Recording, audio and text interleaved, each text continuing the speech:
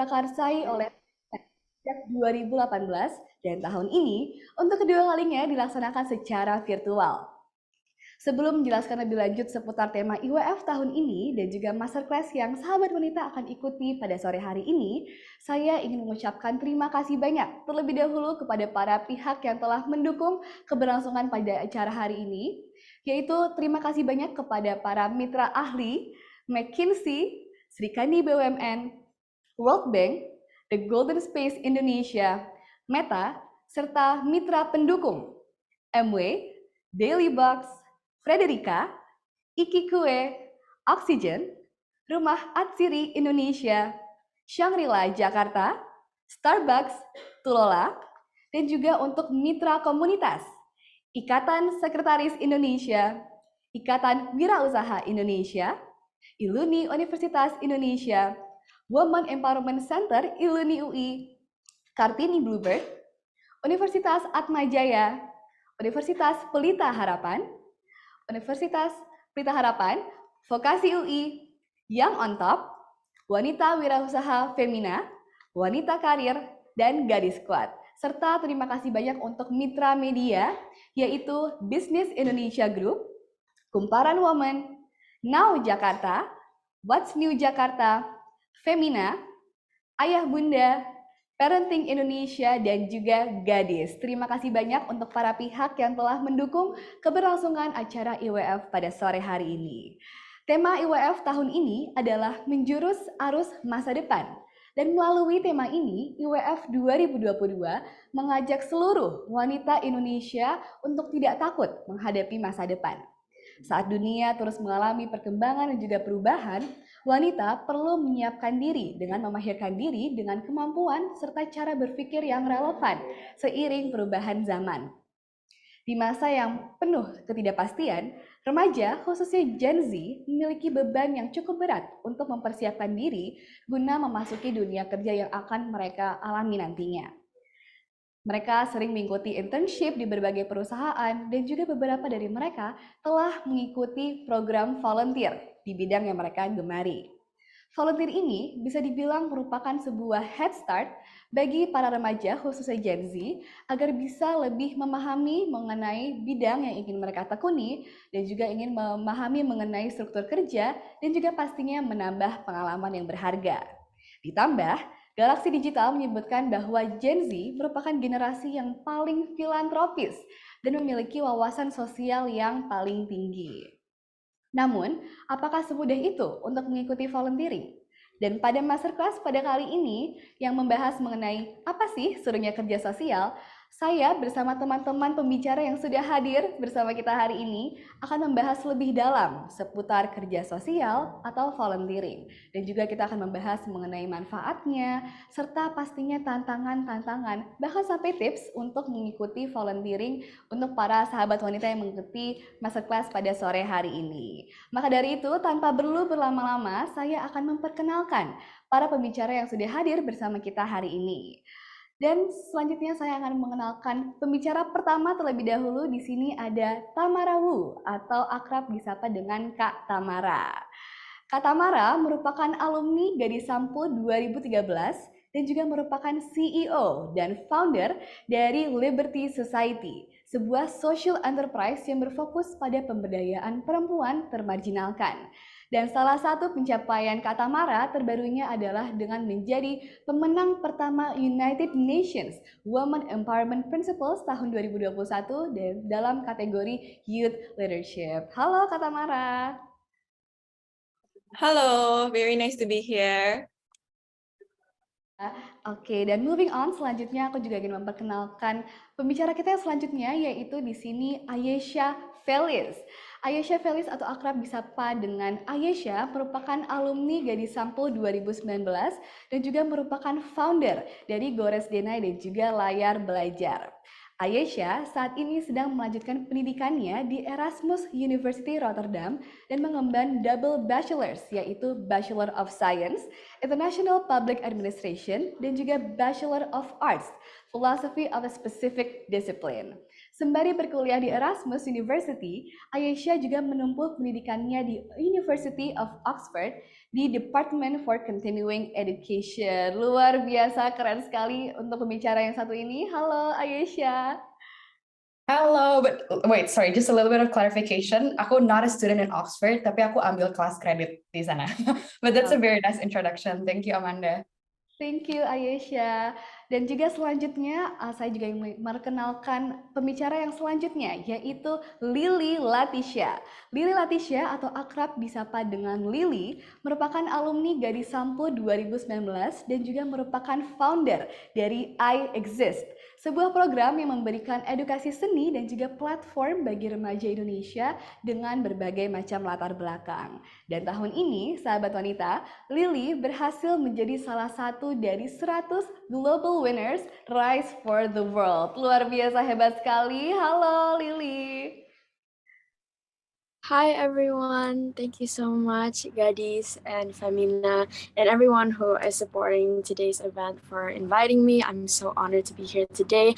Also, a little clarification, I was a Rise Global winner for last year for 2021, but nonetheless, I'm still in the community because Rise is for life. So I think it's just a minor thing going on, but yeah, thank you so much. I look forward to sharing what I know with you all. Okay, thank you so much, Lily. Again, sorry for that. Again, thank you for the clarification and thank you so much untuk semua pembicara yang sudah hadir bersama kita hari ini. Dan tadi setelah saya sudah memperkenalkan mereka, rasanya semakin tidak sabar ya untuk melakukan sesi diskusi bersama pembicara kita di sore hari ini. Namun, sebelum kita memulai sesi diskusi, saya ingin memberitahu terlebih dahulu kepada teman-teman yang ingin bertanya kepada pembicara kita hari ini, bisa langsung saja tulis pertanyaan teman-teman di kolom komentar dan nanti akan saya bacakan di sesi tanya jawab nanti. Oh iya, sahabat wanita, jangan lupa teman-teman untuk terus pantau dan juga boleh langsung saja publish acara keseruan hari ini di sosmed kalian dan jangan lupa menggunakan hashtag IWF 2022 dan juga hashtag Indonesian Women's Forum 2022. Dan juga tentunya jangan lupa mention @Femina Magazine, @GadisMax dan juga @iwf.connect. Oke, dan selanjutnya kita akan langsung saja nih memulai sesi diskusi masterclass apa sih serunya kerja sosial di sore hari ini. Mungkin sebelumnya aku ingin sapa lagi ya pembicara kita hari ini. Mungkin halo Kak Tamara, Ayesha dan Lily. Oke. Oke, sip. Sebelumnya terima kasih banyak untuk para pembicara kita yang sudah hadir di acara sore hari ini. Mungkin selanjutnya aku mau langsung tanya-tanya sedikit kali ya untuk mungkin aku mau dengar dari Ayesha dulu nih untuk pertanyaan pertama. Ayesha kan tadi kita juga udah sempat mention mengenai volunteering ya. Mungkin tapi di sini mungkin ada beberapa sahabat wanita yang belum terlalu familiar dengan istilah volunteering. Menurut Ayesha, apa sih yang dikatakan sebagai volunteer dan juga apa sih yang mendefinisikan sebuah pekerjaan sebagai volunteer? Boleh Ayesha? Very good question to start with. Volunteering sih sebenarnya in general gitu ya, kayak when you do something, when you do the work gitu ya, tapi memang tidak ada insentif secara ekonominya gitu loh, secara finansial tuh kamu nggak dikasih, nggak dibayar gitu mungkin. Jadi kalau di Gores Tenai sendiri kalau boleh cerita, kita kalau no one's getting paid gitu ya, jadi memang semuanya didasarkan pada keinginan dari tim Gores Tenai, teman-teman di sana yang sebenarnya pengen belajar dari satu sama lain, kayak gitu sih gitu. That's the simple shortest answer tentang volunteering. Kayak gitu. Cuma sebenarnya kalau untuk layar belajar sendiri it's a little bit different karena I would say yang layar belajar itu lebih ke kayak startup sih, karena it's a business anyway, karena kita ada certified courses dan lain segala macam. Tapi kalau di Gores Tenai memang acara program-programnya, mungkin Amanda kan sering juga diundang sama Gores Tenai. Jadi kayak mentoring gitu ya, mentorship, jadi speakersnya kebanyakan juga pro bono dan lain sebagainya gitu, kurang lebih. ya atas jawabannya. Jadi mungkin boleh kalau menyimpulkan sedikit, tadi menurut Ayesha adalah volunteering itu adalah sebuah kegiatan secara sukarela ya yang tidak ada benefit secara financial seperti itu. Namun terlepas dari itu juga kegiatan volunteering adalah kegiatan yang sangat berharga ya Ayesha karena dapat menambah pengalaman dan juga wawasan kita. Oke, thank you Ayesha. Dan mungkin untuk pertanyaan selanjutnya nih, aku juga ingin tanya kepada Kak Tamara. Kak Tamara ini kan juga merupakan seorang founder ya dari organisasi yang tentunya berdampak bagi remaja dan juga seluruh wanita di Indonesia. Mungkin Kak Tamara boleh sharing-sharing sedikit nih mengenai apa saja sih tantangan dalam membangun dan juga mengelola organisasi Kak Tamara sendiri, khususnya di sini adalah Liberty Society. Boleh Kak Tamara? Boleh, tapi sebelum aku jawab, aku mau nunjukin video biar teman-teman kebayang dulu kerjaan kita itu ngapain.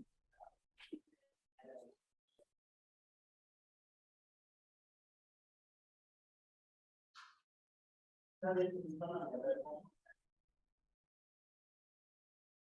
name is Mishka. So it's been almost 6 years that I am living in Indonesia. Located in Cisarua, Bogor, our House of Freedom is comprised of women refugees from multiple war-torn countries in the Middle East region. Yeah, it's very long time without any activity, without any school, no colleague, no school, no anything. Okay, being far from our country, being far from our people, so we are not happy, yeah? So we are not happy. House of Freedom is a safe haven for these women who are disconnected from their home country. We have here the opportunities, okay, to learn something, okay. I'm thinking if I were in Afghanistan, okay, I would not, okay, even go outside to learn something, okay, yeah, because there we were not safe. At this home, we envision these women to be able to cry and laugh, to create and dream, to feel safe, heard, and loved. In House of Freedom, our goal is to restore hope and dignity to women through skill building, employment opportunities, and a loving community. We train them with upskilling classes such as English, Bahasa, and tailoring workshops. I'm students in here. I'm in art class, computer class, and also Bahasa. Most importantly, we equip them to become independent, dignified, and holistic individuals by using their creativity and skills to handcraft each product with love. There is hope, and there is love in this home we are building.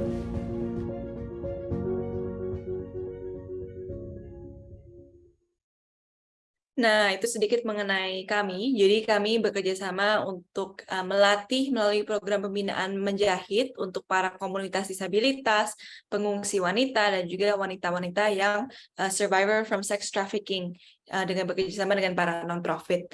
Awal aku mulai, aku pengen cerita dulu. Dulu tuh pas aku Gadis Sampul, kebetulan menang award ada namanya Terpeduli gitu ya. Jadi awalnya tuh dari kecil banget ketika masih di middle school kelas 8 sama teman-teman karena Jakarta banjir terus. Kita bilang yuk kita ngelakuin sesuatu. Aku ajak 4-5 teman aku untuk yuk kita bikin yayasan kecil, kita ke panti asuhan, kita mulai sesuatu aja gitu. Dari situ lama nggak lama 7 tahun ternyata udah yayasan Second Chance Initiative itu terbangun dan kita udah dari rumah bimbel, kita ngajarin setiap Sabtu, lalu kita start microfinance atau beri pinjaman lunak kepada komunitas, sampai juga akhirnya buat child sponsorship program. Nggak pernah nyangka bisa menjadi seperti ini, tapi memang challenge pertama kami adalah untuk memulai ya. Pertama adalah memulai dan yakin ini benar nggak ya bahwa ini hal yang betul dan ini betul nggak ya komunitas atau intervensi yang tepat buat komunitas yang kita mau sasar. Dan menurut aku jalanin dulu aja gitu kalau misalnya Tokopedia bilang, karena dari kami sembari kita berjalan, sembari kita melihat oh solusi ini pas, solusi ini nggak pas, nggak perlu dari awal tuh udah tahu 100% yakin gitu, malah nanti nggak jalan-jalan. Kedua adalah mungkin dari teamwork dan who you're surrounding yourself with. Kalau dulu kita dari Liberty Society nggak dipercayain dengan teman-teman yang memang percaya bahwa we can make a difference loh in this world. Nggak harus teman-teman yang cuma ngajakin Netflix, chilling time, all going to the mall, tapi betul-betul menggunakan waktu kita ini secara produktif. Itu tantangannya untuk kita tuh bisa disiplin dan menemukan teman-teman yang memang bisa bantu kita di situ. Muncullah Liberty Society karena kita tahu, oh yayasan sendiri itu kurang sustainable. Muncullah kita menjadi bisnis sosial. People skill is very important karena sepanjang perjalanan 3 tahun di Liberty Society, sebagai seorang leader atau founder harus mengetahui the right people at the right place in the bus. Jadi dulu aku tuh aktif banget ketika kuliah ataupun di SMP SMA. Ikutan basket, kapten kepala basket, ikutan audiovisual, ikutan theater. Tapi karena semua itu sampai akhirnya ikut Miss Indonesia dan sebagainya, menjadikan aku bisa tahu bagaimana menilai orang dan apa strength, apa kekurangan masing-masing, dan bagaimana saling melengkapi. Jadi itu tantangan kedua sebagai seorang pemimpin ya. Ketiga, dan ini yang terakhir adalah konsistensi untuk showing up. Jadi ketika pandemi, coming into a recession, coming up, how do we pegang teguh, ini misi aku loh dari awal. Orang mau bilang apa kek, orang bilang, oh lu ngapain kerja di sini, padahal lu bisa kerja di BCG, Boston Consulting Group, atau di McKinsey, or all these things. Tapi betul-betul menemukan value aku tuh ini, aku memang ingin berjalan untuk memberdayakan perempuan melalui bisnis, terutama perempuan-perempuan marginal, dan ada kesenangan sendiri di situ yang membuat aku konsisten, show up, walaupun capek, walaupun banyak halangan, walaupun banyak orang nggak percaya, di situ malah karakter aku sangat terbentuk melalui bisnis ini, tapi awalnya itu betul-betul dari volunteer, mulai dari nol, dan dari nggak dibayar sampai sekarang, puji Tuhan bisa membayar diri sendirilah dari bisnis ya. Itu dulu saja. Terima kasih banyak Kak Tamara atas jawabannya. Mungkin tadi kalau bisa disimpulkan dari jawaban Kak Tamara, yang berarti challenge-nya yang pertama adalah as simple as meyakinkan diri untuk memulai ya Kak ya sebetulnya ya. Terus yang kedua tadi about people skills yang harus dihadapi, harus dimiliki oleh seorang leader. Dan juga yang terakhir juga mengenai konsistensi dari organisasi sosial tersebut. Dan mungkin aku penasaran juga nih Kak Tamara, aku ingin tanya kan tadi memang meyakinkan diri untuk memulai itu memang cukup sulit ya. Dan mungkin di sini sahabat wanita banyak yang terinspirasi untuk memulai organisasi sosialnya mereka sendiri. Kira-kira secara singkat apa sih Kak hal-hal yang harus dipersiapkan untuk seseorang membuat organisasi sosialnya mereka sendiri? Boleh Kak? Oke. Wah, pertanyaannya sulit karena bisa jawab ada banyak jawabannya. Pertama, mungkin ini phrase yang teman-teman bisa ingat. Who you're with, what you have, and with who you have gitu. Dengan siapa, bersama siapa, melakukan apa. In the right timing tentu. Aku sangat a big believer. Ada 2 pertanyaan yang aku selalu tanya. Why you? Second adalah why now? Kenapa kamu? Dan kedua, kenapa sekarang? Itu untuk betul-betul membedakan organisasi sosial teman-teman. Kalau memang sudah ada organisasi yang ada di situ, please join dan learn. Karena aku juga nggak cuman kepingin keren, pamor gitu, bikin organisasi. Malah jadinya nanti nggak long last. Tapi karena melihat, ada kebutuhan, apa ya yang aku bisa berikan? Itu ketika match baru berjalan. Aku spend 3-4 tahun waktu aku betul-betul belajar. Belajar menjadi volunteer, organisasi lain, YCAP, the best in the world, one of the best in the world, top 50 I think, and the best in the nation, Yayasan Cinta Anak Bangsa. Aku belajar dari program mereka, aku keliling different countries lah untuk belajar beberapa non-profit yang hebat dan luar biasa. Kalau misalnya memang disuruh memulai, maybe there's so many gitu, malah skills kita yang bisa kita bawa ke organisasi lain apa. Tapi kedua, ketika memang waktu itu aku nggak ada yang membantu pengungsi dari orang Indonesia. Kebanyakan orang yang membantu itu orang luar negeri. Disitulah muncul, sebagai orang Indonesia, apa yang berbeda yang aku bisa lakukan untuk komunitas dari Afghanistan yang lari dari perang ini. Jadi, Pertama, banyak self-reflection. Kedua, ketemu teman-teman yang pas. Ketiga, semoga komunitas juga pas dan mau dibantu. Kalau komunitas yang nggak mau dibantu, ya buat apa susah-susah. So, we learn the hard way, teman-teman. Kalau sometimes you have to make sure programnya dari mereka sendiri, bukan program dari kami yang kami bawa bilang, oh keren ya, ini nih. Tapi mereka yang betul-betul mau. Itu aja sih. Oke, thank you so much Kak Tamara for the answer. Jadi memang istilahnya kita tuh harus kenali dulu ya Kak, kira-kira permasalahannya itu apa di sekitar kita, dan juga menemukan partner gitu ya yang pas untuk menjalankan komunitas tersebut gitu ya. Dan juga tadi ada tambahan plus dari Kak Tamara adalah kita juga harus menyiapkan waktu untuk mengikuti volunteer-volunteer ya Kak ya, supaya kita juga bisa belajar dan juga menambah wawasan untuk membangun sebuah organisasi sosial kita sendiri. Oke. Terima kasih banyak Kak Tamara. Dan mungkin selanjutnya aku juga mau dengar nih pendapat dari Ayesha dan juga Lily mengenai pertanyaan tadi ya, mengenai tantangan yang dihadapi dalam organisasi sosial kalian sendiri gitu. Mungkin aku mau dengar dari Lily dulu kali ya, boleh ya? Lily, kira-kira di iExist gitu ya, apa sih tantangan yang Lily hadapi dalam mengelola organisasi sosial Lily sendiri? Okay, thank you so much for the question. Okay, there are a lot of challenges actually when it comes to running an organization or starting one, because salah satu mindset orang nggak terlalu tahu itu, if you want to do good doesn't mean that it's gonna be easy or people want to help. People want to be helped, for example. Okay, jadi salah satu tantangan. So a little background. I'm a performing artist, so my organization is focused on art education, but also education in general as well, like life skills and fusion skills. Now, the challenge is that kalau art, one of the most important things about art is to be seen and heard. And my purpose is to make my program to be able to help orphans, children on the streets, children in villages, suaranya untuk didengar, dan also mereka punya kisah itu didengar oleh masyarakat. So the biggest challenge is actually getting people, society outside the art industry or art community to actually view the artworks, and also for them to be open enough to watch an 8-minute video, for example. Karena believe it or not, kegiatan sosial itu atau social impact is not like a viral thing. And I can say I'm a very Gen Z person. I do social media, and I start my whole career with social media as well. And I can say with the fact that even though viral can be such a petty thing, it can really help to get an audience actually.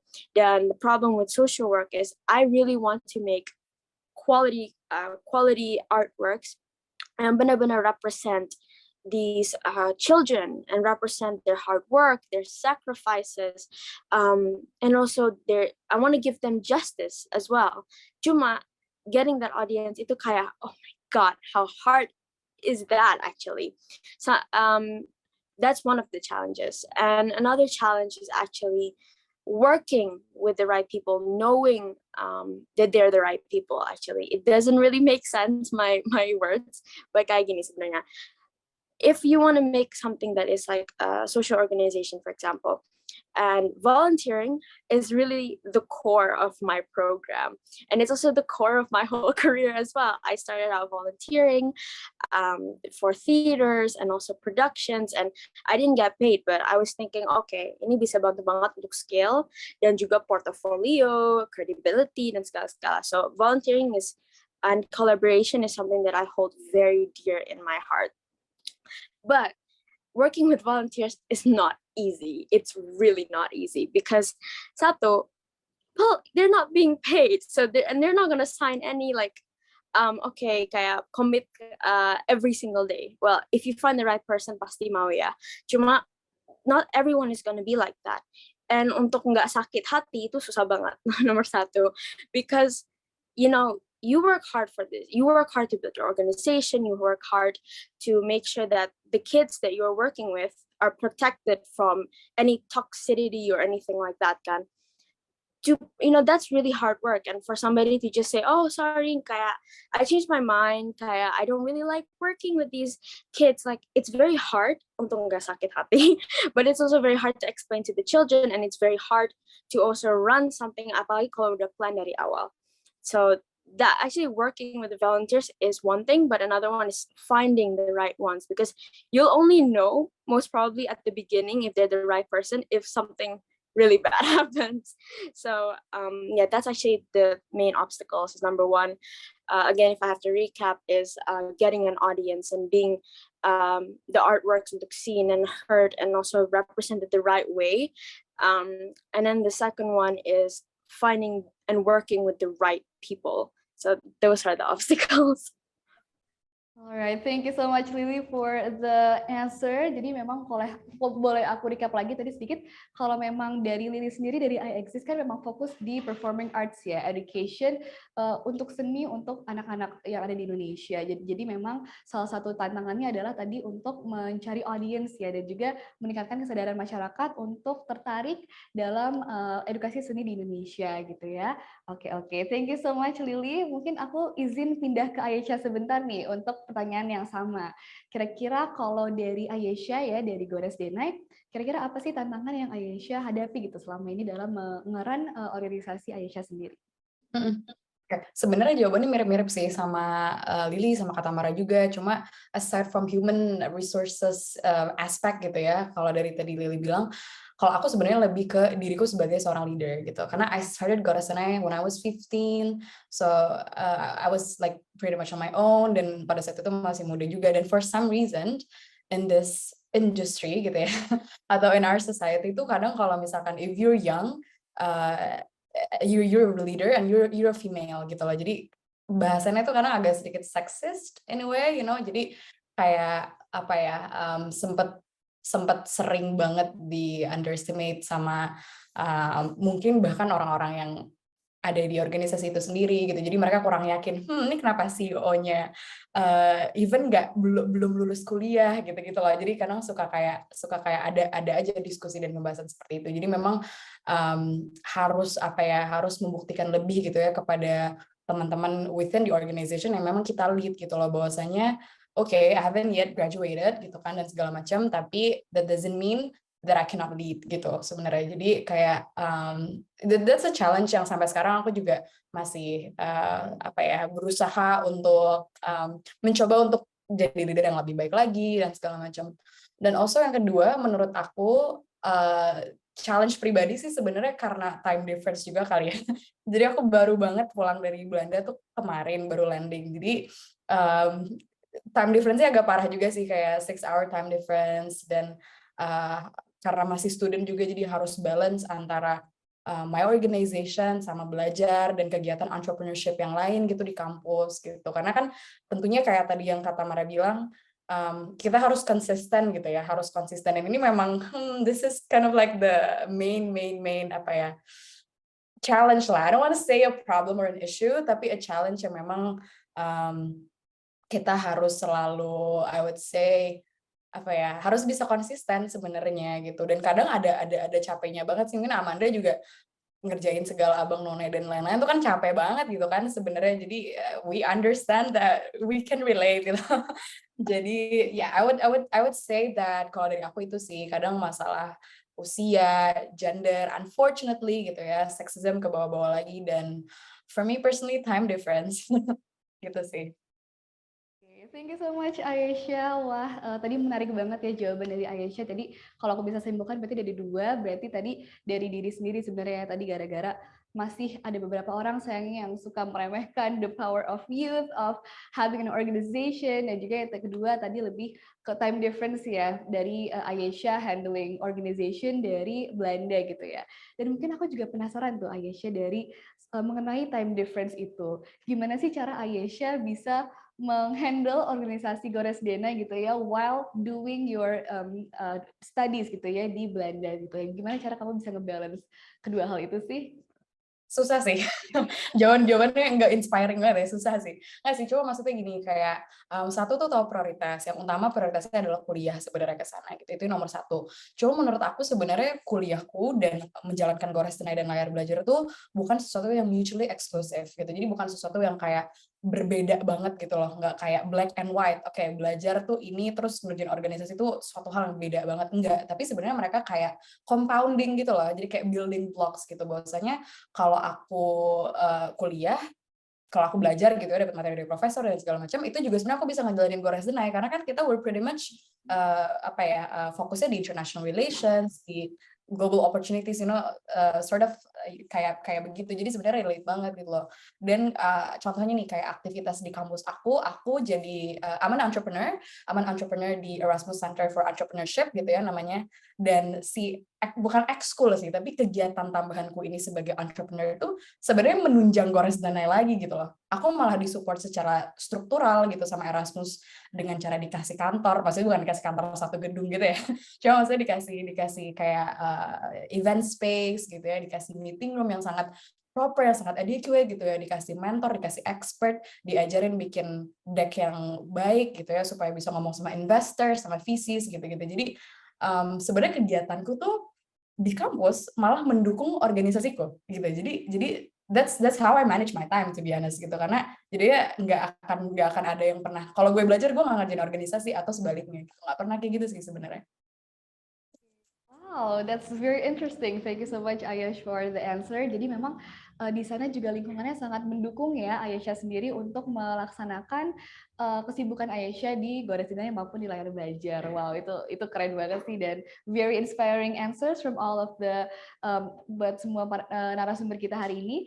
Dan juga selanjutnya nih aku mau lanjut ke pertanyaan selanjutnya ya untuk Lily nih. Aku pengen tanya ke Lily khususnya.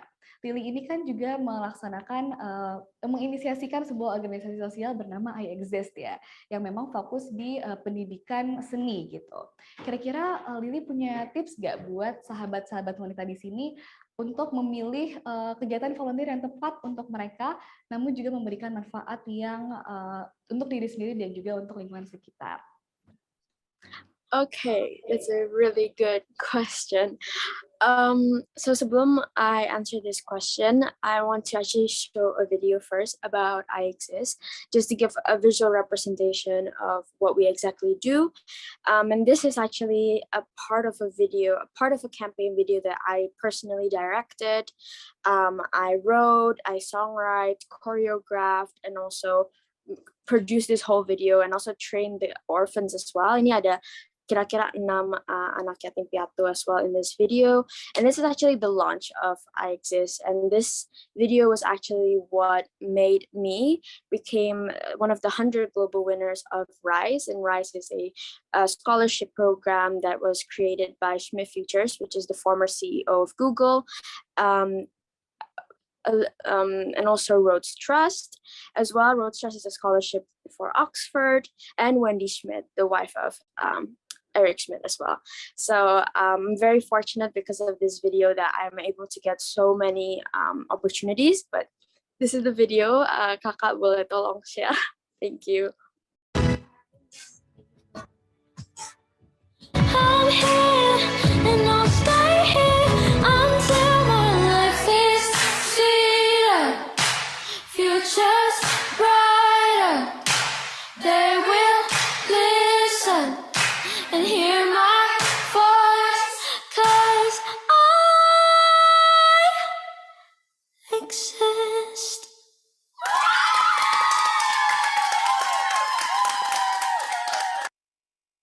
Okay, a bit of shameless promo. Kalau kalian mau nonton yang full, kalian bisa lihat di YouTube-nya. It's called I Exist campaign video. Okay, back to the question. So with volunteering, I started when I was 13 with volunteering. I'm now 16, jadi nggak jauh beda banget. Yeah, I started out volunteering. I didn't know what to do. Trust me, awalnya I wasn't like, oh, okay, I'm going to volunteer for only art organizations because that's what I can offer. No, I just literally got a DM from an organization because at that time I just finished a movie called Kulari ke Pantai. and I just got this and like, oh, kita boleh nobar nggak bareng, and also surprise an orphanage for disabled children as well. And so I was like, okay, I'm not sure what I was going to do. And at that time, I didn't know social work is going to be my calling. So number one, be open to it. Definitely, kalau you're interested, make sure that, you know, your mind is open, your heart is open to really experience all these new things. So I went there. And by the way, I can only give my story as an example because it's going to differ for everybody. But back to the story. I came to the orphanage. I was like singing. And from there, I was like, hey, I really like this. Because no, it's not savior complex, number one. Tapi it's more like, I like hearing all these children's stories. And it doesn't make me feel pity for them. It doesn't make me feel sad for them. Tapi I feel like, oh, I got this idea nih. Kayak misalnya kalau I bring this organization ke sini, mereka kan butuh butuh help untuk clothes, and I see that they haven't got donation for this clothes. I can bring in this brand because I can help this brand, for example. I was like, all these ideas start coming into my head, and I'm like, wow, I feel engaged. You know, I feel like this is so weird. Kayak kok bisa kayak gitu, tiba-tiba ada banyak idea. And from there, I was like, I say yes to like all the volunteering opportunity that this organization had to offer, because I'm like, I think that I can do something here. I can create some sort of change. Jadi that's step number 2 is find your calling. Kalau kalian itu merasa itu kayak beban atau rasa kayak it's heavy and kayak I feel too emotional di sini. Of course, the more you do it, the less emotional you get, probably, or you can at least control your emotions. Tapi kalau merasa you're not into it, jangan di-force just because you want to be quote unquote a good person atau you want to, you know, help people, because there are other ways to do it, not secara directly. Okay. Ketiga is really get to know the people. Okay, get to know the founders, get to know the people you are working with directly. What I did was I talked a lot with the founder of that organization. I was like, oh, jadi how did you manage to know this orphanage? How did you manage to get the resources? How do you manage to get all the volunteers? What is it like? Question after question after question. Karena as a volunteer, I was totally almost in the dark of how all that process is, and I know itu susah banget jalanin organization itu. So I was curious, and I make sure kayak curiosity itu nggak dipendam, rather I embrace it. Then at that time, I also didn't know that I was gonna make my own organization. I was just very curious, and I was like, this is something really new, and I really want to be more involved. Mungkin next time I can do some of the planning atau sesuatu kayak gitu. So finally, I use the internet. I'm very Gen Z, and I know my privilege. I know I live in an era where I have access to the internet, I have social media, and I also have a voice in social media. And it's not because I have at the time some sort of following, but I felt like if I have like 100 friends, I have a voice, you know, no matter how big or small it is, I have a voice because I'm part of the society in social media. So I use that internet, I use social media to find opportunities where I can get experience. And dari situ, I got the chance to, for example, you work with UNICEF, and I also at the end go back to my own network, go back to my own connections. Waktu itu I work with a fashion brand. I asked them kayak waktu itu kayak, oh jadi ini volunteering gimana dan segala-segala. Have you ever worked with this organization? I also ajak mereka. And at the end, there was this opportunity called the Live Justice Award, and I won that in Los Angeles, and I paved the way to get an orphanage or my cause that I really feel passionate about some support in terms of financial. So those are basically the key kira-kira of, you know, finding the organization that you want to work with and volunteer sesuai passion kamu, because all this itu terkait dengan self-reflection. You need to know who you are, what your calling is, and whether you really want to do it or not, because no one is forcing you actually. Then when I started, kalau boleh cerita sedikit, I exist because ini masih terkait dengan volunteer. that's where I really get my hands dirty and work with volunteers, and that's a whole different opportunity. That's a whole different experience lagi, and it's not necessarily, you know, always bad, but it's also very good sometimes. But I ran that program all 100% at the beginning based on donations, which is a different form of volunteering. Also collaborations with others. The videographer for that video, for example, he was volunteering. His whole team was volunteering for this cause because they believe in it. And also the studio that waktu itu untuk pelatih anak-anaknya, that was volunteering from that brand. And also apalagi ya, waktu itu costume, it was semi collaboration as well. Jadi volunteering doesn't have to be only in one certain way, but it can also be used in multiple different ways. And if you want to have your own program, or if you want to have your own organization, knowing the worth of collaboration and knowing the worth of volunteering is essential menurut aku. And I just like started this organization or program like almost 2 years now, but that volunteering, just one person saying yes, makes a whole difference. So I just wanted to stress at the end of this answer how much volunteering is, kayak how much it matters to organizations, apalagi yang non-profit, and how much you can learn, because now you're not only hearing a point of view sebagai founder, tapi juga sebagai orang yang started out volunteering as well dalam karir diri sendiri dan juga dalam karir programnya. So I hope that answers the question. Thank you so much Lily for the insightful answer. Jadi memang tadi Lily udah ngejelasin detail banget ya mengenai tips-tips untuk mencari kegiatan volunteering yang pas dengan kita. Sebetulnya memang dasarnya kita harus memilih kegiatan yang sesuai dengan inner calling kita tadi ya Lily ya. Dan dari situ juga kita bisa mengeksplor, terus open to every opportunities, dan juga tentunya terus kita harus mencari jawaban untuk membayar rasa keingintahuan kita ya Lily ya. Jadi memang terus explore aja, dan along the way you will find what you need and what you want juga gitu. Oke, thank you so much Lily for the answer. Dan juga selanjutnya nih, untuk pertanyaan selanjutnya aku izin kembali lagi ke Kak Tamara. Dan untuk Kak Tamara, pertanyaannya adalah kira-kira apa saja sih benefit gitu ya dari mengikuti program volunteering? Selain menambah pengalaman, kira-kira ada lagi nggak sih Kak pengalaman, ada nggak sih Kak benefit yang lebih dalam gitu maknanya dari volunteering? Oke, ini kan tema webinarnya serunya kerja sosial ya. Seru banget. Karena satu, networking. Aku pengen cerita yang dulunya cuma teman kenalan, yuk kita ngerjain talk show bareng di Permias di Amerika. Pulang-pulang ke Indonesia ditawarin, kita bikin proyek sosial yang lebih besar yuk di Indonesia. Yuk gitu. Jadi banyak banget, nggak bakal pernah bosen karena temennya banyak banget yang bakal ngajakin buat yuk minggu ini kita bikin ini, minggu tahun depan kita bikin itu, bla bla bla. Dan ini menjadi pembuktian juga karakter kita dan juga reputasi kita ya. Kalau memang kita bisa dipercaya, volunteer, work well done dan done well gitu.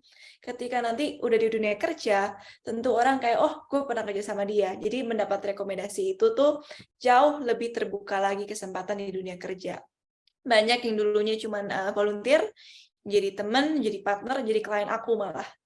Kedua, mungkin dari sisi kepercayaan diri ketika mengambil decision making. Setiap hari itu kita spend mungkin 100,000 decision atau keputusan yang kita harus buat.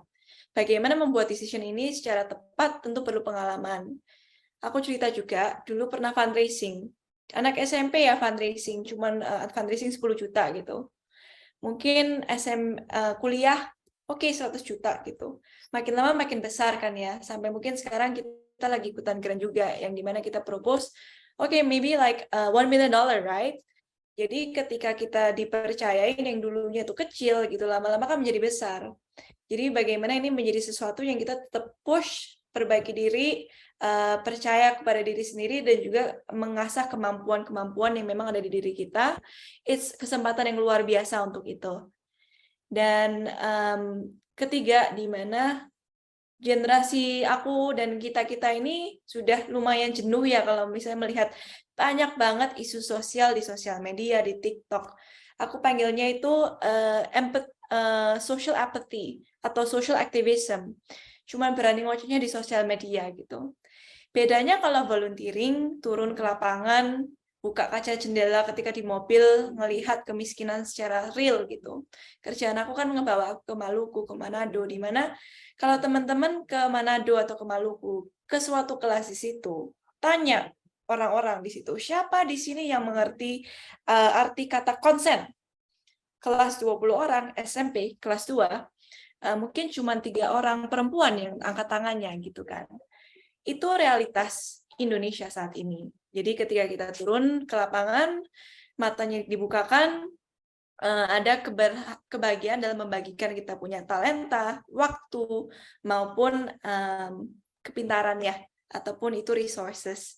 Di situ dimana there is so much benefit, tapi aku akhiri dengan satu kata ini, it is so much more blessed to give than to receive.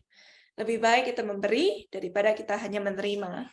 Kalau ada teman-teman yang mau volunteer, magang, kita buka posisi juga di Liberty Society, ada dari bisnis, marketing, social media campaign, dan sebagainya. Oke, thank you so much Kak Tamara for the explanation. Tadi ada tambahan juga tuh teman-teman, kalau misal teman-teman mau nyari internship, boleh banget langsung aja apply ke Liberty Society. Oke, dan juga mungkin tadi kalau aku bisa ambil dari jawabannya Kak Tamara, berarti memang volunteering ini benefitnya banyak banget ya, dan juga bisa menjadi bekal gitu ya untuk kita mempersiapkan pekerjaan kita mungkin untuk di masa depan kita nanti. Misalnya dari segi kemampuan, pengetahuan, dan juga jadi menambah networking juga ya Kak ya, networking yang produktif gitu untuk di masa depan nanti. Jadi memang luar biasa nih ya dampak dari volunteering. Oke, dan juga mungkin selanjutnya aku mau dengar juga nih pendapat dari Ayesha. Kira-kira kalau dari perspektif Ayesha, kira-kira apa sih manfaatnya gitu ya dari mengikuti volunteering? Oke, mungkin aku menambahkan sedikit aja ya dari yang tadi Lily sama Kak Tamara udah sampaikan gitu, karena jawabannya sebenarnya sama persis. Jadi I have to come up with a different answer gitu ya, from a different angle, tapi I would say that menurut aku kalau dari kegiatan volunteering itu sebenarnya I feel like kamu jadi lebih aware, lebih sensitive gitu loh in a way, dan maksudnya sensitifnya kepekaannya itu bukan terhadap lingkungan aja, maksudnya bukan terhadap apa ya, kayak ya misalnya kamu jadi kalau misalkan ada yang kesulitan gitu ya, teman-teman kamu akan membantu, kalau misalnya ada orang kesulitan kamu pengen bantu, itu I mean that's a good thing, tapi maksudnya aside from that menurut aku aware dalam hal a professional setting juga sih maksudnya sebenarnya. So I think that one. Yang kedua dari kegiatan volunteering itu sebenarnya I would say that gini, sebenarnya I would say gini, kegiatan volunteering itu banyak banget orang lihat sebagai sesuatu yang di underestimate lah, karena maksudnya ngapain gue kerja gratis gitu kan kasarnya, unfortunately. Tapi sebenarnya aku ngerasa dari Gores Denai aja ya gitu ya, memang kita kayak volunteer based gitu sistemnya, aku ketemu banyak banget orang, dan setiap kita bikin acara juga bukannya kita yang dapat uangnya gitu ya, atau kita profit dari situ, tapi malah kita yang keluar gitu.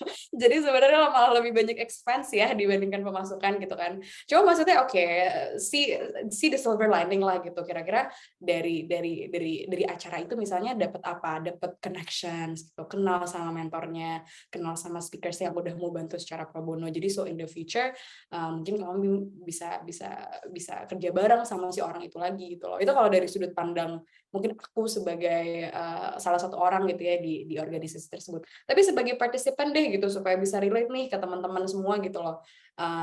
Ngapain sih gitu volunteering gitu? Menurut aku juga sebenarnya the same story applies to you juga gitu loh sebagai partisipan gitu. Jadi banyak banget teman-teman menti Gores Denai gitu. Kita punya mentorship program, namanya Gores Denai Mentorship Program GDMP. Baik banget teman-teman menti dari GDMP itu yang deket banget gitu loh sama aku. Jadi kita malah it goes beyond a professional level gitu loh. Malah jadi teman banget, malah jadi ngobrol terus, dan nggak cuma sama aku doang tapi sama mentor-mentor yang lain gitu loh. Sampai bahkan ada satu mentinya GDMP yang dari dulu tuh pengen banget kuliah aerospace gitu ya, aerospace engineering, pokoknya engineer yang sulit itulah ya, aku juga nggak terlalu paham gitu. Lalu ada juga mentor Gores Denai yang memang pada saat itu dapat beasiswa ke Jepang untuk pursue that study program gitu loh. Dan si Menti ini malah jadi apa ya, sampai sekarang malah jadi deket banget, malah jadi teman banget, dan mereka jadi apa ya, jadi best friend banget, dan malah jadi termotivasi juga gitu loh, untuk pada akhirnya bisa sampai ke titik itu juga gitu loh. Dan itu kan sesuatu yang bukan apa ya, it's not a business gitu loh, atau nggak ada money involved lah, nggak ada insentif secara financialnya gitu loh. Tapi menurut aku volunteering itu ini sih sometimes underappreciated sih. Kan Amanda juga bisa relate ya. I would say that it's not a sexy topic gitu lah. Itu nggak hot untuk diperbincangkan gitu. For some reason, I don't know why. Ask our society gitu kan, probably. Cuma so it's underappreciated, but banyak hal yang sangat precious, banyak hal yang sebenarnya memang menurut aku nggak bisa di trade dengan money gitu loh. So I would say itu sih mostly. Itu very nice perspective coming from Ayash. Jadi memang ternyata kalau misalnya ikut volunteering tuh juga bisa nambah temen ya. Ibaratnya misalnya kita cari teman seperjuangan, mencari support system yang baru. Jadi memang it goes beyond the professional level gitu. Kita bisa mencari teman-teman dekat yang nantinya juga akan menjadi bentuk investasi gitu ya buat kita ke depannya dalam menjalankan tadi salah satunya adalah kuliah atau mungkin masa depan kita nanti gitu. Jadi memang luar biasa sekali ya dampak yang diberikan dari volunteering ini. Jadi thank you so much for the answer tadi Ayesha dan juga Kak Tamara dan juga Lily tadi untuk sesi diskusinya. Dan selanjutnya nih kayaknya tadi aku juga udah lihat udah banyak banget pertanyaan dari audiens yang antusias banget nih kepengen nanya ke pembicara kita hari ini. Jadi langsung saja aku bacakan 3 pertanyaan terbaik yang akan ditujukan untuk Kak Tamara, Ayesha dan juga Lily. Mungkin untuk pertanyaan pertama untuk Kak Tamara dari Novera Wijaya dan juga Olivia. Pertanyaannya adalah dari Olivia, apa sih visi dan juga misi dari Liberty Society dan kegiatan paling baru apa yang dilakukan oleh Liberty Society untuk perempuan Indonesia? Mungkin boleh dijawab dulu dari Kak Tamara. Oke, visi kita adalah untuk merubah fashion industry menjadi lebih sustainable dan ramah lingkungan. Kita harus bekerjasama dengan brand, perusahaan, dan juga konsumen. Dengan itu yang kita lakukan adalah melakukan dari sampah plastik nih, seperti ini, atau hand sanitizer, kita ubah menjadi produk ramah lingkungan untuk dibeli lagi dari perusahaan. Terakhir kita ada 2 event menarik, satu dengan Blibli Cinta Bumi, e-commerce, kita melakukan eksibisi di Ashta, semua ada 25 UMKM lokal Indonesia, kita display barangnya, agar kita ini yang susah sebagai Generation Z dan Y untuk shopping secara lebih conscious, bisa mendapatkan akses yang lebih gampang untuk menemukan brand-brand yang memang keren-keren ini. Kedua, baru aja kemarin kita selesai charity walk di FX Sudirman, 100-an orang jalan 5 kilo untuk menyuarakan anti perdagangan seksual perempuan di Indonesia. Nyatanya ada 100.000 perempuan di Indonesia yang masih dalam slavery of human trafficking. Kita sama-sama berjalan dan setiap penjualan dari tiket itu kita donasikan untuk program pelatihan kami. Kami akan melatih bulan Februari ini 2 komunitas. Satu komunitas penyintas perdagangan manusia di Surabaya. Kita melakukan pelatihan menjahit agar mereka mendapatkan kesempatan kedua di hidup dan juga hidup yang lebih baik. Banyak banget ke depannya yang kita lakukan, tapi that's for everyone here to follow our Instagram account liberty.society agar kita bisa tetap stay in touch. Thank you so much Kak Tamara atas jawabannya. Semoga menjawab ya Olivia ya. Jadi memang Liberty Society ini didasari oleh sebuah misi sosial, yaitu untuk khususnya dalam perlindungan perempuan dan juga pemberdayaan perempuan tadi ya Kak Tamara ya. Jadi boleh banget kalau misalnya masih kepo-kepo tentang Liberty Society, boleh aja langsung follow Instagramnya. Oke, dan untuk pertanyaan selanjutnya ada lagi pertanyaan lanjutan nih dari Novera. Pertanyaannya adalah, bagaimana cara join ke Liberty Society? Lalu home base Liberty Society itu ada di mana? Soalnya Novera ini berada di domisili di luar Jakarta. Sepertinya memang tertarik untuk mampir mungkin ya Kak ya. Jadi boleh ceritain nih mengenai cara bergabung dan juga home base-nya di mana. Oke, aku barusan kirim di chat, ada email kita, boleh kirim aja resumenya langsung, nanti kita ngobrol-ngobrol. Nggak apa-apa, langsung aja nanti kita find the best way buat kerja remote. Banyak tim kita yang memang dari luar kota juga. Oke. Oke, thank you Kak Tamara infonya. Berarti nanti boleh langsung aja kontak ke email yang sudah tertera di chat ya Kak ya. Nanti mungkin bisa diskusi lebih lanjut mengenai hal ini. Oke, thank you Kak Tamara. Dan moving on untuk pertanyaan selanjutnya nih, ditujukan untuk Ayesha. Dan pertanyaan ini dari Andin. Pertanyaannya adalah, Kak Ayesha, aku ingin tanya, dalam membangun organisasi sebesar Gores Denai, bagaimana cara Kak Ayesha mengajak orang-orang untuk membangun sebuah tim dan meyakinkan mereka tentang apa yang ingin kakak bangun dan bagaimana menyatukan waktu untuk bekerja bersama, terutama apabila orang-orang itu mempunyai jadwal yang berbeda-beda, baik karena asalnya ataupun prioritasnya. Mungkin boleh itu dulu di Ayesha, kita jawab nanti baru pertanyaan selanjutnya. Oke, boleh. That's a really good question. Terima kasih untuk yang bertanya tadi. Cuma memang sebenarnya kembali lagi di awal ya, seperti aku bilang gitu loh, ketika kamu adalah organisasi non-profit, when no one's getting paid in your organization, mungkin dari segi human resource gitu ya, itu memang challenge. Karena kasarannya mereka nggak terikat gitu ya, quote unquote. Maksudnya mereka jadi nggak merasa responsible untuk kerja 30 jam per minggu nih, misalnya kan gue nggak dibayar gitu. Jadi kan sukarela gitu. Jadi memang sebenarnya aku dan teman-temanku juga gitu ya, kita sebagai leaders kita juga kadang we have to understand apa ya, the reasoning juga yang menurut aku make sense gitu kan. Cuma memang sebenarnya cara mengantisipasinya di awal tuh sebenarnya kita selalu untuk teman-teman yang apply gitu ya dan keterima, kita selalu bikin semacam apa ya ngomongnya, sebenarnya bukan tanda tangan kontrak juga sih, tapi semacam kayak ada perjanjian gitulah, quote unquote, kayak terms of agreement gitu, bahwasanya kalau misalkan memang kamu sudah join di Gores Denai, kamu itu tandanya kamu willing untuk spend sekian hours per minggu gitu loh, dan kamu kalau izin boleh gitu ya, ada slotnya gitu, terus komunikasinya gimana, jangan tiba-tiba hilang gitu, boleh aja izin tapi selalu ngabarin tim. Jadi memang hal-hal kayak gitu dari awal dan pada saat mereka sedang doing the work gitu ya, volunteer, memang harus diulang-ulang terus tuh gitu berkali-kali, bahwasanya kamu tetap konko terikat ke kita gitu, kamu apply dan kamu harus ikut dengan SOP yang ada di organisasi tersebut gitu loh. In this case Gores Denai gitu. Untuk menjawab pertanyaan selanjutnya tadi, berarti gimana caranya kalau misalkan membernya banyak yang beda-beda ya, ininya apa namanya, time difference dan lain segala macam situsnya. Itu banget, itu di Gores Denai, that's the issue juga gitu loh, karena aku di Belanda, yang satu ada di US, kebanyakan tim kita ada di Jakarta, ada juga yang di Jepang, jadi kayak even beda negara gitu loh jadinya. Jadi sebenarnya itu sangat sulit, memang itu sangat sulit, tapi itu kan pilihan sebenarnya at the end of the day gitu kan. Jadi memang aku pribadi, kita nggak terlalu set up meetings yang banyak banget, kayak weekly meeting selalu ada bla bla bla. Jadi mostly bi-weekly, 2 minggu sekali atau monthly gitu. Jadi biasanya untuk tim-tim yang lebih kecil ya mereka bisa direct langsung ke supervisor mereka gitu loh, ke quote unquote manager mereka. Jadi seperti itu. Dan biasanya per bulan tuh kita memang bikin kayak semacam gathering internal gitu loh, gathering internal supaya tetap kenal satu sama lain gitu loh, supaya struggle satu sama lain mungkin bisa cerita juga supaya lebih kenal dan lain sebagainya, kurang lebih kayak gitu sih. Oke, thank you so much Ayesha tadi buat jawabannya, tadi udah dijelasin lengkap banget dari Ayesha, dan kita juga bisa belajar nih dari Ayesha bagaimana how she runs her own organization gitu ya, khususnya di Gores Denai.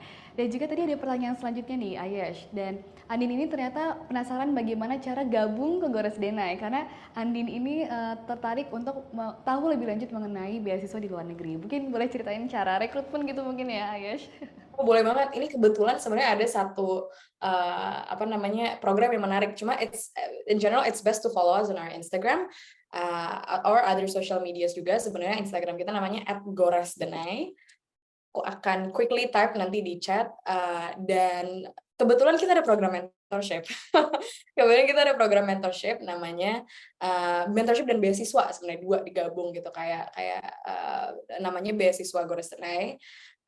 Dan itu lagi belum buka pendaftaran nanti di Januari. Jadi sebenarnya kalau kamu tertarik, kamu bisa apply, you can apply. Tapi kalau misalkan kamu memang pengen beasiswa studi gitu ya, ke luar negeri jauh, kita update secara reguler gitu di Instagram kita. Dan kita sebenarnya suka close recruitment juga sih. Jadi maksudnya kamu nggak usah nunggu ada announcement recruitment baru kamu apply gitu. Just send your CV to our email. Aku akan type on juga nanti di chat later. Dan iya, kamu bisa ceritain a little bit about yourself. Nanti kita akan assess case by case gitu ya. Jadi kamu akan ngobrol juga either dengan aku atau tim aku yang lain. So looking forward to seeing you actually in the organization. Gitu. Oke, thank you so much Ayesh. Wah, ternyata banyak yang tertarik ya untuk join ke Gores DNA. Jadi mungkin kalau misalnya masih kepo-kepo boleh langsung aja cek di IG-nya Gores DNA atau mungkin boleh follow IG-nya Ayesha nih buat informasi lebih lanjut. Oke, thank you Ayesh. Dan selanjutnya kita akan ada pertanyaan lagi nih untuk Lily dari Syazakira dan juga Selfie. Yang pertama dari Syazakira, pertanyaannya adalah menurut dalam dunia volunteer, skill basic apa sih yang harus dipunyai untuk seorang volunteer dalam menjalani organisasinya? Dan juga yang kedua adalah dari Selfie, apa aja sih pelatihan seni gratis yang diberikan oleh iExist dan apa yang menjadi latar belakang Lily membuat iExist? Apa tujuan Lily dalam mendirikan iExist? Gitu. Mungkin boleh dijawab satu-satu Lily. Okay. Jadi nanti satu persatu ya, because I can't remember everything. Thank you so much for your answers ya. Terima kasih banget. Mungkin aku bisa pertama jawab yang pertanyaan pertama, of course. Skills ya. Untuk organisasi-organisasi yang berbeda itu pasti ada skill requirement yang beda. Of course, for iExist, we don't do open recruitments because it's a very one-on-one kind of thing between mentor dari art community dan art industry. Jadi sebenarnya for in general, based on my experience working with other organizations, itu skill yang paling paling important itu adalah empathy. It's not really a skill; it's something that people naturally have, tapi it just depends how many times you exercise it. Jadi empathy itu sangat penting. Empathy basically buat beberapa orang yang mungkin kurang familiar dengan the term, itu empathy is when you are able untuk put yourself in other people's shoes or see a situation from a different point of view or perspective, and feel something, allow yourself to feel vulnerable towards it, and strip all your pride and egos away for that certain problem or issue. That is called empathy. Kedua itu integrity itu sangat penting ya. Dan ketiga menurut aku adalah commitment and discipline. Commitment itu sangat penting buat a lot of things. Jadi salah satu what I learn is kalau kita lagi mau volunteer nih, dan buat aku itu kan sering volunteer bekerja sama dengan anak-anak dari yatim piatu dan anak-anak yang kerja di jalanan juga. Jadi it's really important that you commit to what you're doing. Jangan sampai tiba-tiba kalian itu hilang dan tiba-tiba kalian you say, okay, I'm done, I can't do this, I'm too tired, without saying something to the person that you're trying to help. Karena itu namanya responsibility and also integrity. The people you are helping are humans, and these are the humans who really go through a lot of things. At least for the organization that I work with. Again, I can only tell my story karena I can't speak for everybody, but the person that I'm helping with, they're human. They have experienced more things than me, most probably. Dan ketiga adalah mereka, they've experienced so many things yang mungkin kurang positif. Lebih cenderung ke they're very familiar with disappointment. They're very familiar dengan being put as last option atau people leaving them. So it's really important that kalian tahu situasinya and also be self-aware about how you talk to the person. Volunteering itu ada banyak bidang ya, tapi maksudku kayak bidang yang social work, helping people like one-on-one style, like my iExist. Itu kalian harus realize the way you talk and the way you communicating. So communication skills is very important too. Itu harus benar-benar conscious banget. Dan consciousnya itu kayak gini, menurut aku ya. Pitying is not it. Pitying itu bisa merasakan kayak merendahkan dan it's not really great. So the way you talk itu benar-benar harus ngomong seperti kayak, well, in my opinion, my favorite way is to just be myself and talk as if, they're not lower than me, they're not beneath than me, but they're actually kita equal. Seharusnya itu kayak gitu, tapi di masyarakat itu beda banget. Tapi maksudku, you have to learn to talk to the person as if they are equal with you and that we are the same, because actually we are the same. Then also another thing that is important is to be vulnerable. Be comfortable with vulnerability. Awal-awalnya, oke, kalau kalian nggak tahu, aku bahasa Indonesianya tuh kaku banget dan jelek banget, jujur. Itu I have to admit. Tapi I say that to the people that I'm working with. I will say kayak, maaf banget bahasa Indonesia aku kadang-kadang itu agak kaku dan agak kayak kurang bagus. Jadi kadang-kadang aku akan switch atau aku akan tanya misalnya rekan aku atau teman aku cara ngomongnya bahasa Indonesia itu gimana. Itu bukan gara-gara aku itu lebih privilege atau apa, aku kayak cuma mau show off my English, tapi aku benar-benar dari awal, dari kecil, my whole family, keluargaku itu ngomong bahasa Inggris. Dan aku selalu sekolahnya di internasional. Jadi kalau ngomong bahasa Indonesia itu nggak bagus. And you know what? Mereka itu understanding. They're like, of course nggak apa-apa, justru aku juga mau belajar. Jadi kayak you wouldn't know if you don't allow yourself to be vulnerable and say your situation, and also, you know, talk as if you're human too. Jadi that's the skills that I think is really important. Kalau I can recap and remember what I said, itu nomor 1 empathy, kedua adalah communication skills, ketiga commitment, keempat integrity, and also be self-aware and be comfortable with being vulnerable. Okay, what was the second question, Amanda? Okay, thank you so much Lily for the answer. Tadi udah lengkap banget ya about the skills, dan perlu dicatat ya teman-teman, itu penting juga tuh. Dan untuk pertanyaan selanjutnya itu lebih ke apa saja sih pelatihan seni gratis yang diberikan oleh iExist dan apa tujuan Lily mendirikan iExist gitu, Lily? Boleh dijawab langsung saja? So, iExist itu lebih fokus kepada performing arts at the moment, karena basic aku dan network aku itu based on teater, film, musisi, jadi benar-benar fokus on performing arts in general. Tapi once in a while when I ketemu anak-anak yang lebih passionate dengan creating visual arts like painting, I will also find my friends to come to the program and also to share their skills and to share also kind of resources juga dan opportunities, because it's really important in iExist that kita nggak ngasal dan ngarang gara-gara kita mau bantu semuanya.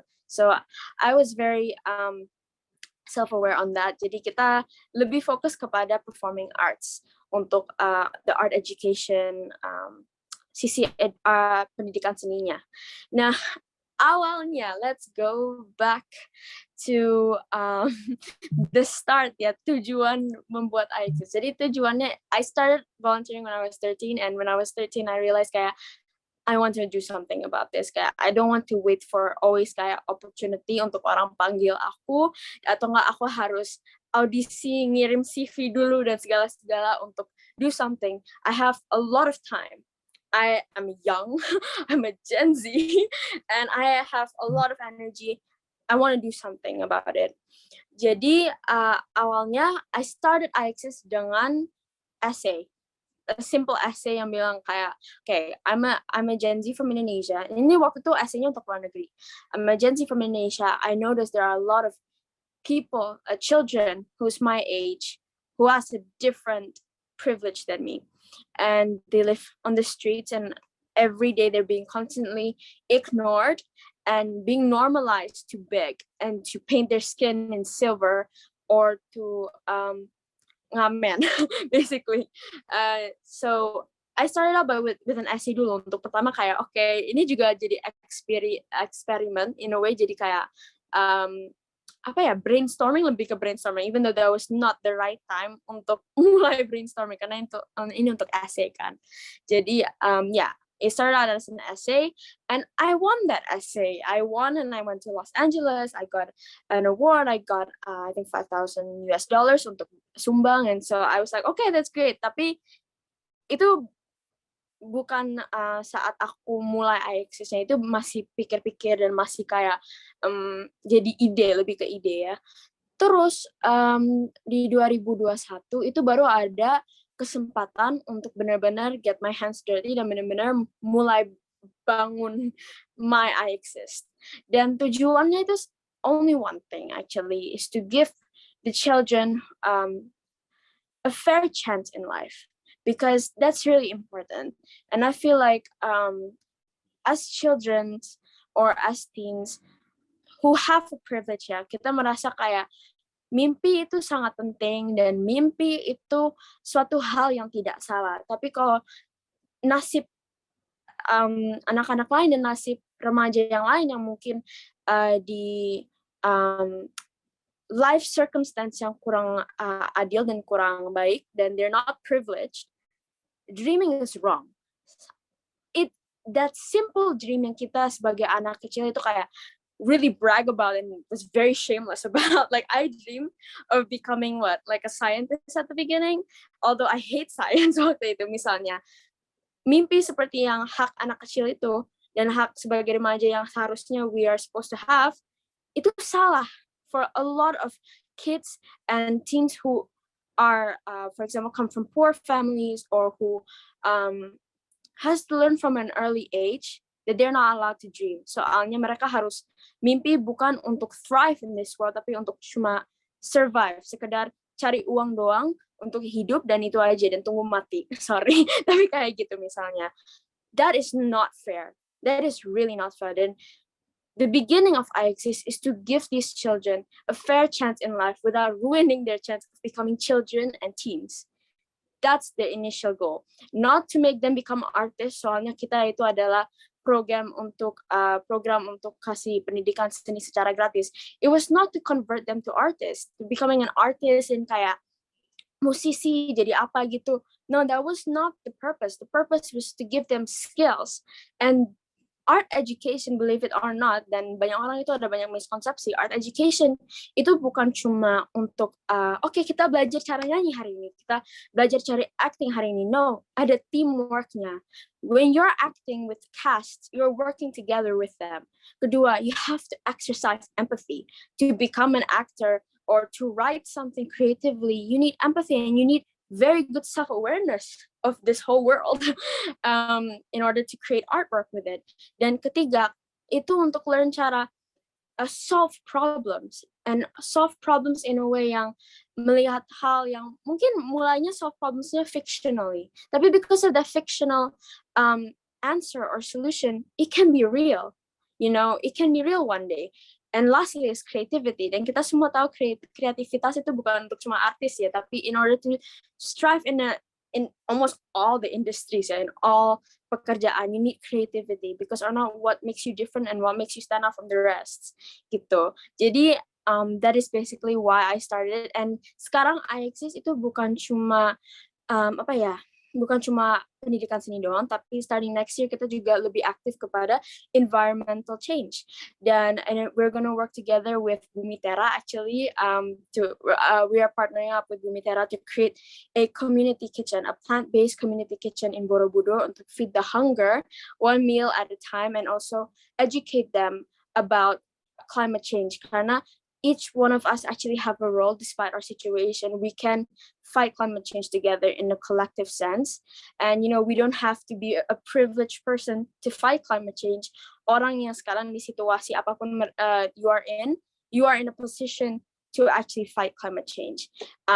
Regardless of how small your contribution is, every contribution matters. Jadi, that is my answer. Yeah, I hope it answered the question. Thank you so much Lily for the answer. Tadi udah lengkap banget jawabannya dari Lily ya. Memang tadi kita udah tahu nih apa tujuan dibuatnya dari Exist. Jadi memang untuk to equip children ya for the skills that they need to make their dreams come true gitu ya Lily ya istilahnya ya.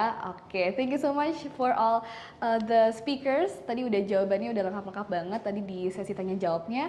Mungkin to close the discussion session, aku pengen minta untuk para narasumber nih untuk memberikan quote singkat seputar kerja sosial, mungkin boleh dalam bahasa Indonesia saja, mungkin boleh kasih quote singkat nih mengenai kerja sosial. Contohnya seperti kerja sosial, belajar bermanfaat untuk diri sendiri dan sekitar gitu. Jadi mungkin aku minta quote singkat dari masing-masing narasumber, mungkin boleh dimulai dari Kak Tamara, lalu dilanjut ke Aisyah dan juga Lily gitu, boleh.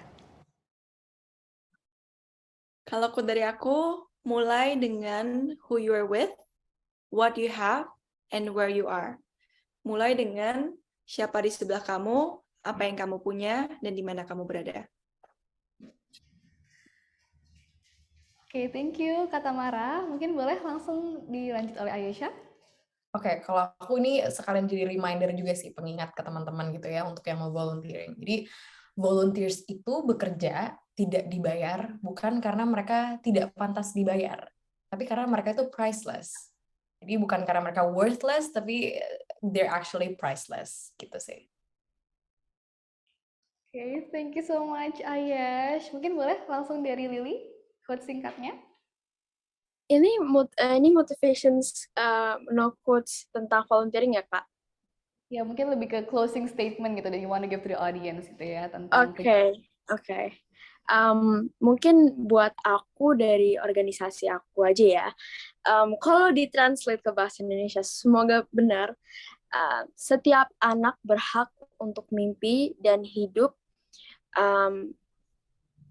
bukan cuma untuk cari uang, tapi untuk bergairah dan berkarya. Itu lebih ke motoku untuk closingnya. I wish I can say something really smart in Indonesian, but I'm not there yet. Jadi this is all I can offer, sadly.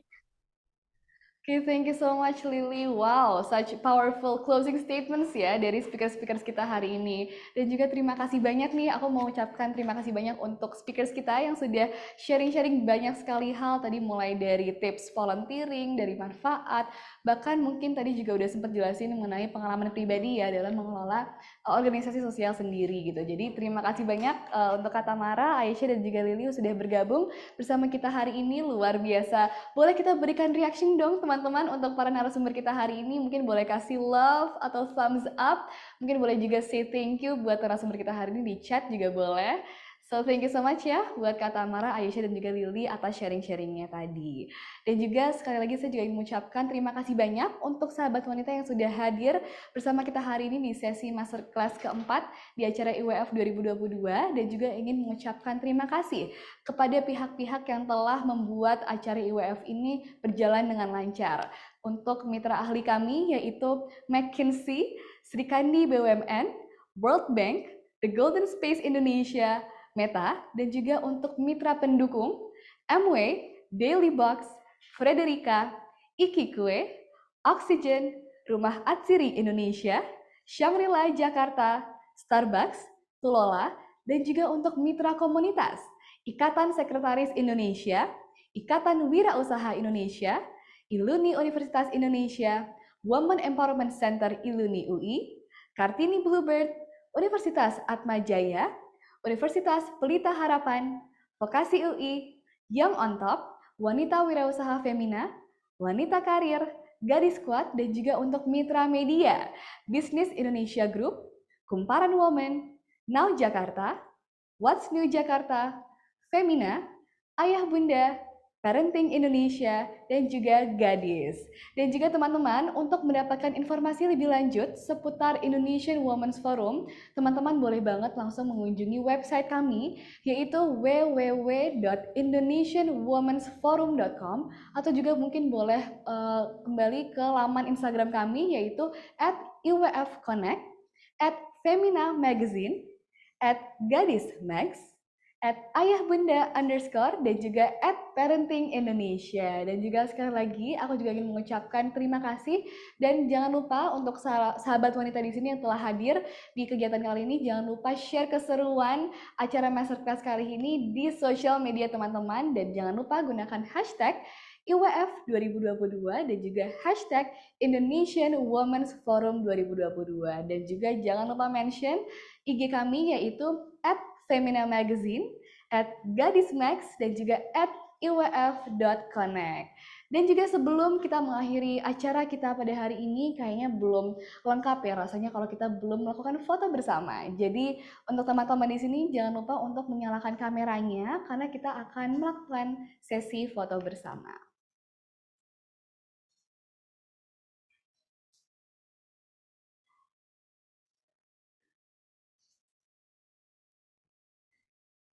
Oke, boleh langsung saja. Oke, akan saya hitung mundur ya untuk foto bersamanya. 3, 2, 1. Oke, mungkin boleh sekali lagi ditahan sebentar ya teman-teman senyumnya, sebentar lagi. Oke, boleh saya hitung mundur ya?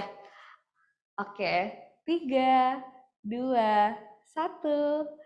Oke, mungkin boleh sekali lagi boleh pakai reaction atau pose yang lebih heboh mungkin. Oke, boleh ganti posenya lagi, kita akan sekalian menunggu teman-teman menyalakan kamera. Oke, sudah siap ya? Oke, 3, 2, 1. Oke, terima kasih banyak teman-teman yang telah bergabung di acara Masterclass keempat kali ini. Apa sih serunya kerja sosial, dan semoga hari ini akan menjadi hari yang bermanfaat dan juga bisa menginspirasi nih teman-teman dalam khususnya mengikuti kegiatan sosial. Maka dari itu, saya Amanda Endunaila pamit undur diri dan sampai jumpa di kegiatan Indonesian Women's Forum selanjutnya. Terima kasih. Sampai jumpa.